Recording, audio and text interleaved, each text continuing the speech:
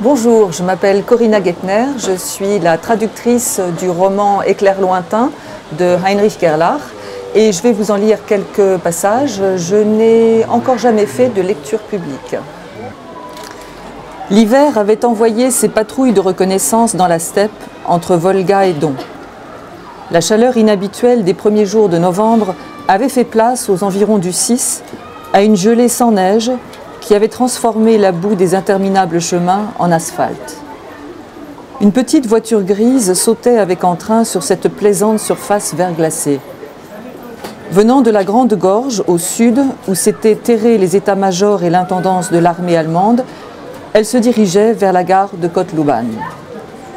Le conducteur, qui, sous son déguisement hivernal, regardait le monde avec deux yeux malins et un nez en trompette rougi par le froid, laissait toute liberté au véhicule. Parfois même, bien que la vitre gelée réduisît son champ de vision, il soulevait ses mains du volant pour vite enlever ses moufles en grosse toile et frotter ses doigts engourdis. Quand avant-guerre on avait dompté des mammouths de 6 à 8 tonnes, on pouvait se permettre ce genre de choses au volant d'une petite Volkswagen. L'officier, assis sur le siège passager, avait lui aussi du mal à supporter le froid, en dépit de sa capote doublée et de 2 couvertures.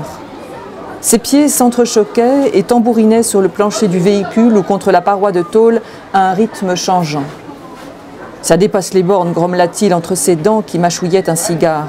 « Il y a de quoi crever de froid dans ce tas de ferraille. »« C'est parce que le moteur est à l'arrière, mon lieutenant », expliqua le conducteur à travers ses couches de laine.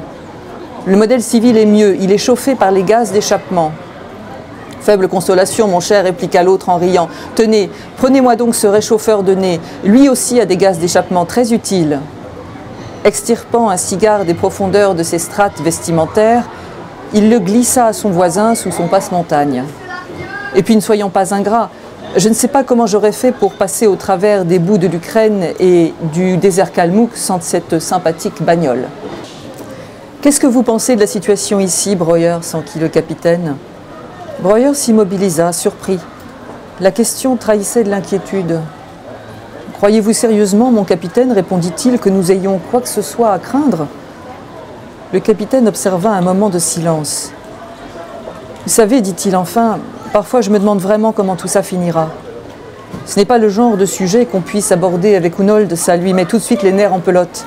Quant à notre nouveau général, même pas la peine d'en parler. Je ne comprends plus le service du personnel de l'armée. Et puis, il y a le corps. Je ne veux rien dire contre Heinz, mais est-il vraiment l'homme de la situation? Avec le colonel Fiberg, il dispose d'un vieux routier. Fiberg, l'âme du corps d'armée. Un froid calculateur, oui, un tacticien hors pair.